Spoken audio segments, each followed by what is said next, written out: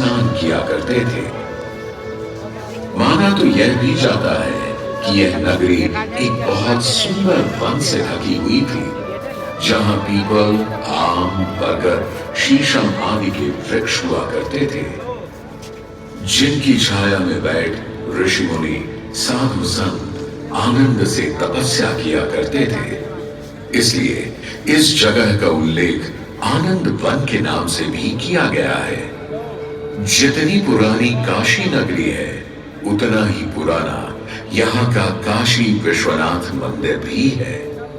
भगवान शिव को विश्वेश्वर, विश्वनाथ आदि नामों से भी संबोधित किया जाता है, जिनका अर्थ है संपूर्ण विश्व के स्वामी।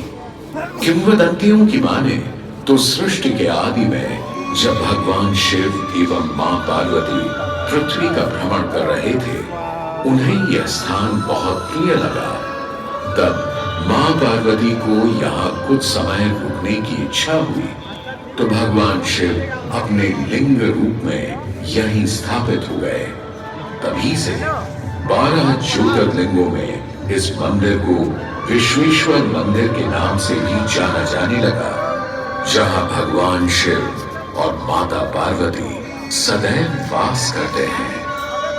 सदियों से इस पवित्र नगरी ने अनेक ऋषि मुनियों, तपस्वियों, धर्म गुरुओं आदि को अपनी ओर आकर्षित किया है।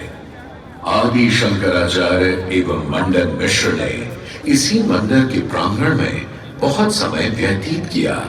समय बदला, दौर बदला, भारत के स्वर्णिम काल पर विदेशी आक्रांताओं की नजर पड़ी, जिसे वे लूटने एवं सनातन संस्कृति को नष्ट करने के उद्देश्य से यहाँ आए।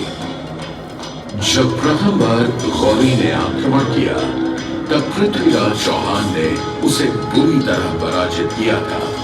अंत में उसने क्षमा मांगी और वचन दिया कि ऐसी गलती दोबारा कभी नहीं होगी। अतः पृथ्वीराज चौहान ने उसे छोड़ दिया। संभवतः यह एक दुर्भाग्यपूर्ण निर्णय था, क्योंकि अंततः गौरी ने पृथ्वीराज चौहान को धोखे से हराया। तत्पश्चात उनके साथ बहुत बुरा व्यवहार किया तथा उनकी दोनों आंखें भी निकाल दी। पृथ्वीराज की मृत्यु के उपरांत हिंदुओं का मनोबल कमजोर पड़ गया, जिसके परिणाम स्वरूप आतताइयों ने अन्य मंदिरों के साथ साथ विश्वनाथ मंदिर को भी क्षति पहुंचाई। यह ऐसा काला दौर था जिसके स्मरण करने मात्र से आंखें नम पड़ जाती हैं।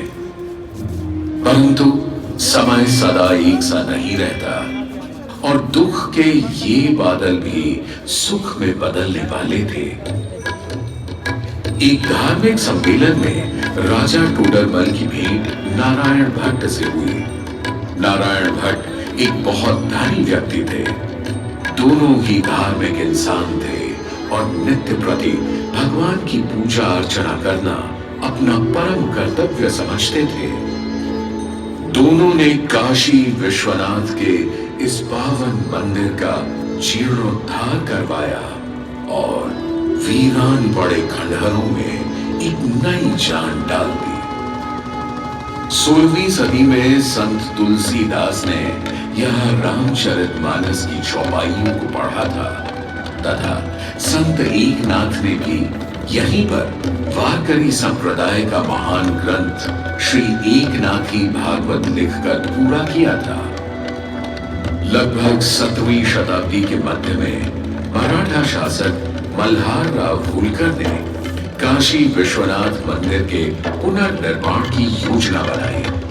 ये कार्य वे तो नहीं कर पाए, परंतु उनकी पुत्रवधू अहिल्याबाई होलकर जी ने इसे सन 1776 से 1778 के बीच पूरा किया। वर्तमान काशी विश्वनाथ मंदिर निर्माण का श्रेय अहिल्याबाई होलकर जी को ही जाता है। इनके अलावा महाराजा रणजीत सिंह ने 1000 किलो शुद्ध सोने से निर्मित छत्र को इस मंदिर पर लगवाया। जहां ग्वालियर की महारानी बैजाबाई ने ज्ञानवापी का मंडप बनवाया, तो वहीं नेपाल के महाराजा ने यहाँ नंदी की प्रतिमा स्थापित करवाई। सनातन संस्कृति को सुरक्षित रखने के लिए जिससे जो बन सका उसने वैसा किया, और वर्तमान में भी यह क्रम देखने को मिल रहा है। सन 2022 में भारत के प्रधानमंत्री नरेंद्र मोदी ने काशी विश्वनाथ मंदिर का जीर्णोद्धार एवं सौंदर्यीकरण करवा इसके स्वर्णिम काल को फिर से एक बार जीवंत करने का प्रयास किया।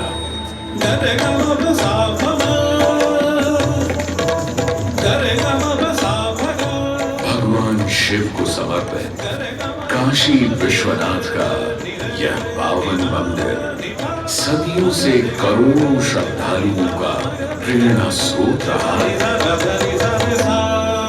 और सदैव के लिए रहेगा।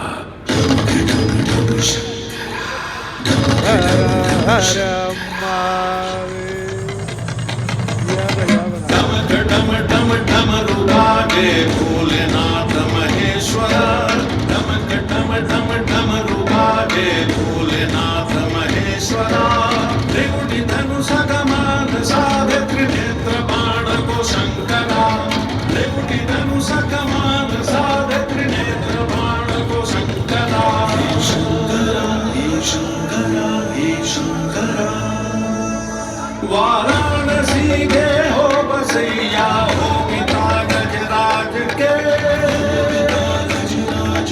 वाराणसी के हो बसैया हो पिता गजराज के तुम सजे माँ पार्वती के मांग में सिंदूर से तुम सजे माँ पार्वती के मांग में सिंदूर से शंकरा हे शंकरा हे शंकरा जटा की चुनरी लपेटे गंगा के समय वासते